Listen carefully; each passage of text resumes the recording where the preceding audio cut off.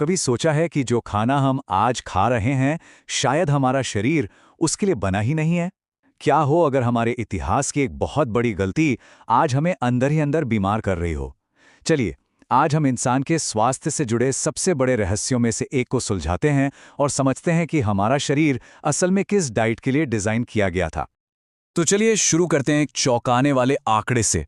World health organisation के मुताबिक आज दुनिया में होने वाली 67% मौतें खान-पान से जुड़ी क्रॉनिक बीमारियों की वजह से होती हैं, जैसे कि कैंसर और दिल की बीमारियां। सोचिए, हर 3 में से 2 मौतें। ये एक बहुत बड़ा नंबर है। और सबसे हैरान करने वाली बात पता है क्या है? ये बीमारियां जो आज इतनी आम है, हमारे पाषाण युग के पूर्वजों में लगभग ना के बराबर थी। जी हाँ, जो बीमारियां आज इतनी जाने ले रही हैं, वो उस जमाने में बहुत ही रेयर हुआ करती थीं। तो सवाल ये उठता है कि आखिर गड़बड़ हुई कहाँ? अगर हमारे पूर्वज इतने सेहतमंद थे, तो हमसे इतिहास में ऐसी क्या चूक हो गई? वो कौन सी एक गलती थी जिसने सब कुछ बदल दिया? इस पूरी पड़ताल में हम इसी रहस्य से पर्दा उठाएंगे। इस सवाल का जवाब ढूंढने के लिए हमें टाइम में थोड़ा पीछे जाना होगा, ये समझने के लिए कि लाखों सालों के दौरान हमारे शरीर की फैक्ट्री सेटिंग्स क्या बनी। मतलब हमारा जेनेटिक ब्लूप्रिंट कैसा है। जरा इस टाइमलाइन पर नजर डालिए। लगभग 25 लाख साल, इतने लंबे समय तक हमारे शरीर और डीएनए ने खुद को एक शिकारी संग्राहक यानी हंटर गैदरर की जिंदगी के हिसाब से ढाला। होमो हैबिलिस के पहले औजारों से लेकर हम यानी होमो सेपियंस के आने तक हम एक खास तरह का जीवन जी रहे थे। और फिर बस 10,000 साल पहले अचानक एक बहुत बड़ा बदलाव आया। तो हमारे दिमाग इतने बड़े और कॉम्प्लेक्स कैसे बने? इसके पीछे एक बहुत ही दिलचस्प थियरी है जिसे एक्सपेंसिव टिश्यू हाइपोथेसिस कहते हैं। ये थियरी बताती है कि जब हमारे पूर्वजों ने मांस जैसा ज्यादा पोषक तत्वों वाला खाना शुरू किया, तो हमारी पाचन प्रणाली, हमारी आंतें छोटी होती गई और इससे जो एनर्जी बची वो हमारे दिमाग को बड़ा और ज्यादा ताकतवर बनाने में लग गई। और इस थ्योरी का सबूत एकदम साफ है जब हम अपनी आंतों को देखते हैं। हमारी आंत की लंबाई हमारे शरीर से सिर्फ 3.5 गुना ज्यादा है, जो एक शेर जैसे मांसाहारी जानवर के बहुत करीब है। वहीं दूसरी तरफ एक गाय जैसी शाकाहारी जानवर की आंत 20 गुना ज्यादा लंबी होती है। ये हमारे विकास के दौरान अपनाए गए आहार का सीधा सीधा सबूत है। तो मतलब सीधा सा है, 20 लाख साल से भी ज्यादा समय तक हमारा शरीर एक तरह के डीजल इंजन की तरह बना, जो हाई प्रोटीन और पोषक तत्वों से भरपूर खाने पर सबसे अच्छी तरह चलने के लिए डिजाइन किया गया था। ये वो फ्यूल था जो हमें शिकार और चीजें इकट्ठा करने से मिलता था। तो फिर वो ऐतिहासिक गलती क्या थी? कब हमने अपने इस परफेक्ट इंजन में गलत फ्यूल डालना शुरू कर दिया, जो आज की इतनी सारी स्वास्थ्य समस्याओं की जड़ है? वो गलती थी एग्रीकल्चरल रेवोल्यूशन, यानी खेती की शुरुआत। जी हाँ, खेती का आविष्कार जिसे हम अपनी सभ्यता की नींव मानते हैं, वही असल में इंसानी इतिहास की सबसे बड़ी डाइटरी गलती साबित हुई। और ये कोई शौक से नहीं किया गया था, बल्कि एक मजबूरी थी, क्योंकि जब हिमयोग खत्म हुआ तो बड़े शिकार वाले जानवर खत्म हो रहे थे। देखिए, हमारा इंजन जिस फ्यूल के लिए डिजाइन हुआ था, वो कुछ ऐसा था।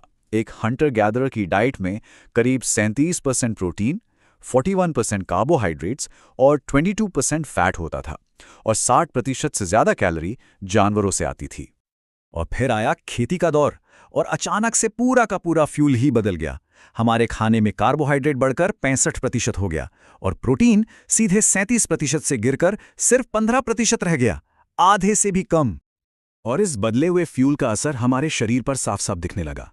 खेती शुरू होने से ठीक पहले एक शिकारी पुरुष की औसत हाइट 5 फुट 10 इंच हुआ करती थी। खेती शुरू होने के कुछ ही हजार सालों में ये घटकर 5 फुट 3 इंच रह गई। ये कोई छोटा मोटा बदलाव नहीं था, ये इस बात का पक्का सबूत था कि हम गलत फ्यूल इस्तेमाल कर रहे हैं। पर कहानी यहीं खत्म नहीं होती। अगर खेती की शुरुआत एक गलती थी, तो इसके बाद जो हुआ उसने तो समस्या को और भी कई गुना बढ़ा दिया। वो थी इंडस्ट्रियल रेवोल्यूशन, यानी औद्योगिक क्रांति। इसने हमारे खाने को खेत से उठाकर सीधे फैक्ट्री में पहुंचा दिया। चलिए अपनी इंजन वाली बात को ही आगे बढ़ाते हैं। पहले हमारा शरीर प्योर डीजल पर चलता था, है ना? फिर एग्रीकल्चरल रेवोल्यूशन के साथ हमने इसमें केरोसिन यानी अनाज और कार्ब्स मिलाना शुरू कर दिया। और फिर इंडस्ट्रियल रेवोल्यूशन के बाद तो हम इसमें प्रोसेस्ड चीनी, केमिकल्स और ट्रांस फैट यानी एक तरह का डामर का पानी ही डालने लगे। तो ठीक है, हमने प्रॉब्लम तो समझ ली, पर अच्छी बात यह है कि इसका सॉल्यूशन भी है। हम अपने इंजन में सही फ्यूल डाल सकते हैं, और ये उतना भी मुश्किल नहीं है। हम आज भी अपनी जेनेटिक बनावट के हिसाब से खा सकते हैं। इसके लिए बस 2 बहुत ही सिंपल से असूल हैं जिन्हें फॉलो करना है। पहला, हंटर गैदरर वाली न्यूट्रिशनल प्रोफाइल को मैच करने की कोशिश करें, मतलब हाई प्रोटीन, हाई फाइबर और लो कार्ब्स। और दूसरा, अपने खाने में इतनी वैरायटी रखें कि शरीर को सभी जरूरी माइक्रोन्यूट्रिएंट्स मिल जाएं। जो लोग नॉनवेज खाते हैं उनके लिए ये पिरामिड एक बहुत ही प्रैक्टिकल गाइड है। इसकी नींव हैं सब्जियां और फल। इसके बाद कोर यानी मुख्य हिस्से में है मछली, सी फूड और लीन मीट। फिर आते हैं हेल्दी फैट्स जैसे नट्स, सीड्स और एवोकाडो। और सबसे ऊपर, जिन्हें बहुत कम खाना है, वो है चीनी और प्रोसेस्ड फूड्स। और जो लोग वेजिटेरियन हैं उनके लिए भी बिल्कुल वही उसूल लागू होते हैं, बस प्रोटीन के सोर्स बदल जाते हैं। यहाँ कोर यानी मुख्य हिस्से में दालें, बीन्स, टोफू और पनीर जैसी चीज़ें हैं। थोड़ी सी प्लानिंग और वैरायटी के साथ वही न्यूट्रिशनल टारगेट हासिल किया जा सकता है। और हाँ, एक प्रो टिप, चाहे कोई वेजिटेरियन हो या नॉन वेजिटेरियन, अपने खाने में गेहूं और चावल की जगह कुनोआ या कुट्टू जैसी चीज़ें शामिल करना एक बहुत अच्छा आइडिया है। ये कॉम्प्लेक्स कार्ब्स होते हैं और शरीर में वैसी सूजन पैदा नहीं करते जैसी कि सिंपल कार्ब्स करते हैं। हाँ, वेजिटेरियन डाइट में कुछ चीज़ों का खास ध्यान रखना ज़रूरी हो जाता है, जैसे विटामिन B12 जो पौधों में नहीं मिलता, तो इसके लिए सप्लीमेंट लेना ही सबसे अच्छा रहता है। इसी तरह प्रोटीन, ओमेगा 3 और आयरन के सही प्लांट बेस्ड सोर्स चुनना बहुत ज़रूरी है। तो आखिर में इस पूरी जानकारी का निचोड़ क्या है? ये हमें आगे का रास्ता दिखाता है। ये सिर्फ एक और डाइट प्लान नहीं है, बल्कि ये हमारे अपने शरीर के इतिहास को, उसकी ऑपरेटिंग मैनुअल को समझने का एक तरीका है। एक बहुत ही गहरी बात कही गई है। शरीर को मंदिर तो कहा जाता है, लेकिन बहुत कम लोगों ने इस मंदिर का इतिहास पढ़ा है।